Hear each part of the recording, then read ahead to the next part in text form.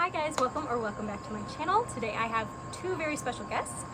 You all know my lovely husband Joshua, and you do not know my little brother Connor, so say hi to Connor. Today we are doing my own creative book tag because we are all C.S. Lewis fans. We are doing the C.S. Lewis book tag. I just made it up. If you want to do it, I tag you. Go ahead. You like C.S. Lewis too? Let's get all the C.S. Lewis fans doing it. Alright, so we're all going to answer the questions, and the first question is, what was the first C.S. Lewis book you ever read? You want to go first? I can. Yeah. Sure, we'll go this way. First. Well, I think ours was probably the same. I guess it was probably Lion, the Witch, and the Wardrobe. Yeah, because our mom read Yeah. the series to us as kids, but so even that was after, probably the first even one. after that, like the first one I read on my own was still Lion, the Witch, and the Wardrobe. Oh, the first one I read on my own was the Screwtape Letters. Yeah.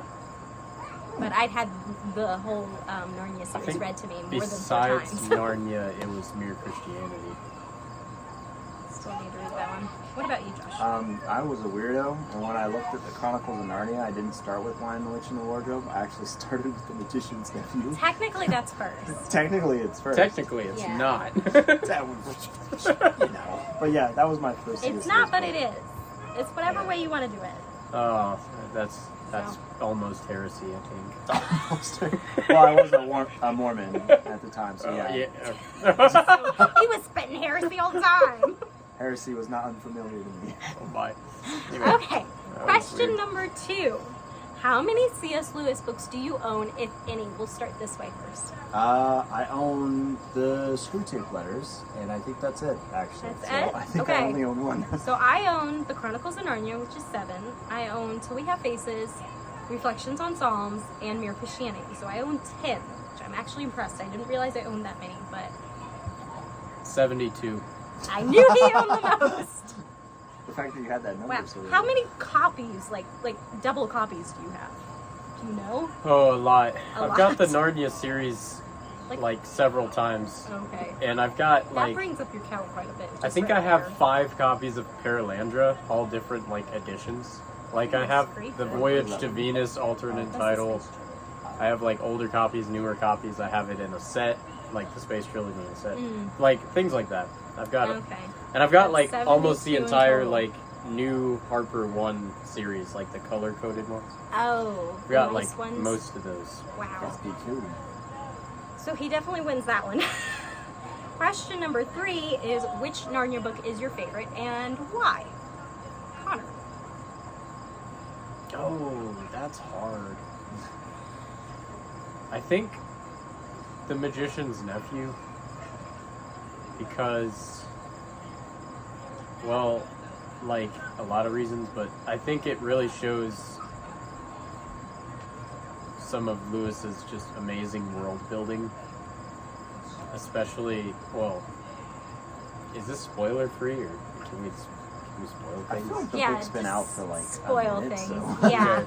that has I been out mean, for so long. obviously- It's a C.S. Lewis book tag. If they didn't want to know Yeah. about C.S. Lewis stuff, then Obviously, like, Narnia is being created, so there's literal, like, world building, but, like, he He's not introduces, like, one of the main villains, which is the White Witch, by destroying her world. So he, like, creates a whole world masterfully and then destroys it all in one chapter. And it's, like, really good, and I just really like that a lot. I think mine is The Lion, the Witch, and the Wardrobe. It's just that it's just the I classic. bet you like pumpkin the spice one, lattes too. I hate pumpkin, so I do not like pumpkin spice lattes. No, I'm not that basic. Excuse me. I like the Lion and the Wardrobe. The Witch, she's kind of mean. Yeah, I don't know. I just feel like there's a lot of like, you know, maybe it's because it's the first one, but there's like a lot of like little baby breadcrumbs of like the Turkish Delight. Christianity A lot of bits underlined of Turkish throughout Delight. that Oh. one that I just Oh. really, really love, because you can kind of Yeah. like show it to children a little bit easier. Although Magician's Nephew is probably my second favorite too, for very similar reasons. But So actually, this is going to be kind of a surprise. It's actually between The Horse and His Boy and The Voyage of the Dawn Treader for me. I was actually not surprised by that. Really? Yeah, I kind of thought you were gonna say Horse and His Boy. Really? Yeah. Oh, I think Mom's is the Voyage of the Dawn Treader, Probably, isn't it? yeah. I think so. Yeah, Voyage of the Dawn Treader, mainly because growing up I loved sailing adventures. The Wizard of Earthsea, if you don't know, is a very formative book for me for my tastes in fantasy. So anything with boats and sailing, I loved a lot growing up. And then, obviously, with a lot of the lessons of like trying to seize power, trying to be selfish, and it coming back around. I love Voyage of the Dawn Treader for that. I also love The Horse and His Boy because I honestly really enjoyed good animal companion novels a lot growing up. So. All right, and question number 4 is, who is your favorite character in one of C.S. Lewis's fiction books? We'll start with Josh. I'm gonna have to actually. I don't know. It might not be a surprise to say this. It's gonna be Edmund. I love Edmund mainly because he has such a terrible beginning. Underdog. Yeah, he's an underdog. He has a bad beginning, but he ends up having a really awesome, like, overall character arc because obviously by the time Voyage of the Dawn Treader rolls around, he ends up being kind of an archetype of Peter, who was before him, and so he ends up like having this. But obviously with the complexity of, The Lion, the Witch, and the Wardrobe and all that. So. I love Mr. Thomas, but I think my favorite character is Eustace. And Hashtag Eustace is Reepicheep. useless. Eustace and Reepicheep, they're such good characters. There's so many good characters though. But see, you might have some more interesting ones because you read a little bit more of his fiction than we have. We've just read the Narnia, so what do you think? My goodness, this is a really hard one. This is why I let you go last. He had lots of time. I feel like I like some of the more random characters. Like, I think one of my favorites is probably, what would she be called? I think she's just referred to as like the lady or the queen or something. She is in Paralandra, and she is basically the queen of Venus. And she's a really interesting character. Because of, like, I don't know, just her innocence is really interesting. But then I also like, I can't remember their names now. Oh no. I like the characters in Till We Have Faces, like the girls, like the sisters or whatever. Just, yeah. Didn't you get the first in the Space Trilogy? I did. You did, so you own 2, not 1. Oh my gosh, thank you for randomly pointing that out. Sorry. Oh my gosh. See, that was a new addition too. That's, Yeah, he just got that like, You're right. I've been a month ousted. ago. I must repent. Excuse me. Alright, question number 5 is, what is your favorite one of your favorite C.S. Lewis quotes? Because he has so many good ones. What is one of your favorites? Do you want to start with you or do you want to start with Josh? I think, Start with him. Go ahead, Josh. Because I with think me? he had his in his little. Yeah, I got my he's little, got a little quote book. got my with little him, so quote he was book like, here. So this one's actually from Till We Have Faces, even though I've never actually read it. But I remember seeing that specific quote and I really loved it. I know now, Lord, why you utter no answer. You are yourself the answer. Before your face questions die away, what other answer would suffice? Really enjoy that one. I have 2. The first one is like not theology related at all, and it's just, you can't get a cup of tea big enough or a book long enough to suit me. Because that is like me. But the more theological one that I really like is, Christianity, if false, is of no importance, and if true, of infinite importance. The only thing it cannot be is moderately important. That's one of my favorites. We really put him on the spot here. Yeah. I really love quotes, but like, It's hard to remember. I don't like write them down when I read them. I'm like, oh wow, that's a really good quote, and then I need to like actually write it down. Yeah. Is there a specific book of his that you feel like you got the most quotes from? Or like you liked the most in? Maybe, I feel like a popular one for quotes is probably Screw Tape Letters. Yeah. Just that's because true. everything is just, yeah. kind of profound. I know you really like Mere Christianity. You keep getting on to me about not Yeah. reading that one yet. Well, there's so many just different types of quotes that I true. could Yeah. pick. That's very true. Like, I'm sure there's some good quotes for, like, around concepts. I think my favorite, like, concepts in his books are probably in the Space Trilogy. And so, like, I remember that there was some really good quotes in, like, Out of the Silent Planet and Paralandra and stuff. But, like, making me excited to like read. around the concepts Yeah. of the worlds and how they function differently from ours.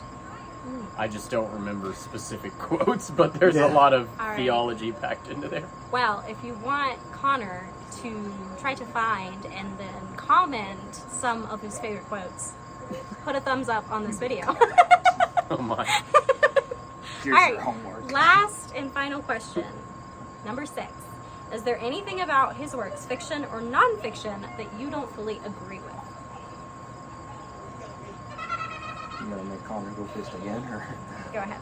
Oh, Go ahead. I guess I do already kind of have an answer. One thing I didn't really fully agree with, was actually the last battle, kind of his interpretation of the final state of things. How like, so many people would get close to Aslan, or like close to like kind of that heaven and paradise, but then they just kind of stop and give up there. Kind of gives like a slanted spectrum view of heaven, how like heaven slowly gives way into hell. And I don't think that's entirely me personally.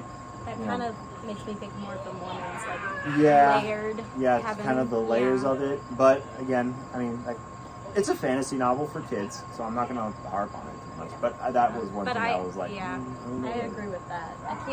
I haven't read like enough. I mean, there were a couple things in the Reflections of Psalms that I was just like, you have an interesting mind. I don't know if I agree with that, but I can't think of anything right on the spot.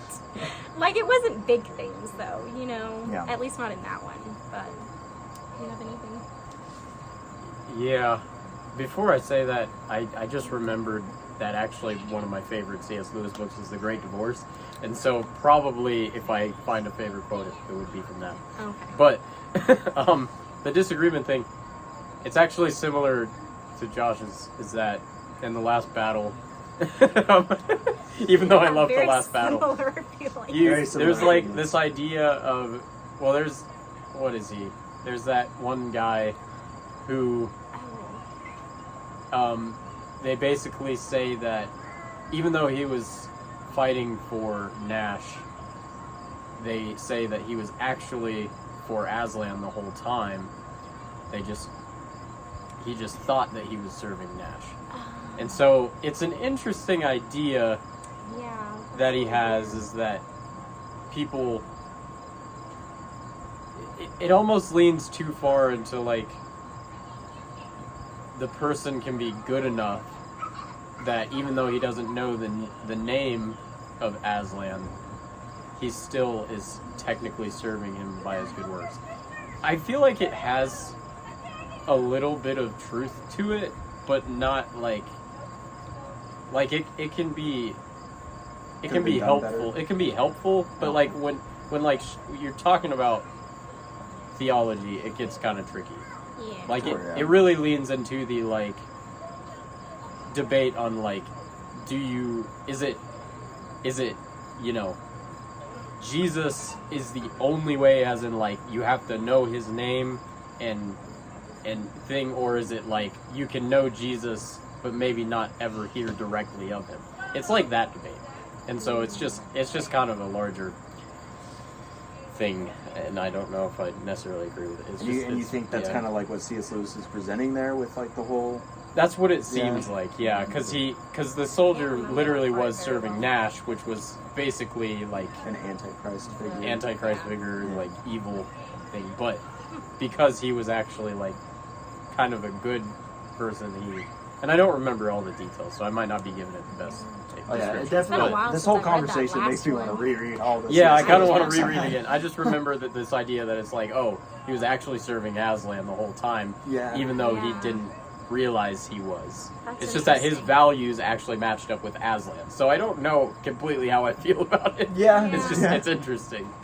That's kind of weird. Yeah. Yeah. those are all the questions. Just 6. But I hope you guys enjoyed. And I hope you will stick around for another fun video. Unfortunately, this one probably won't be in a video for a while, but Whole This entire, one. Yeah, whole entire Yeah. brother and you're This this one. one. Yeah. put a little arrow and say, The Connor, other one. That guy. Connor. That guy points past the porch. But yes, if you'd like to see him scrounge up some quotes and put them down in the comments, put a like on this video. And yeah, thank you guys for watching, and we will see you guys next time. I'll have the questions down below if you want to do this video for yourself. Yeah. Say bye! Shalomi, my homie.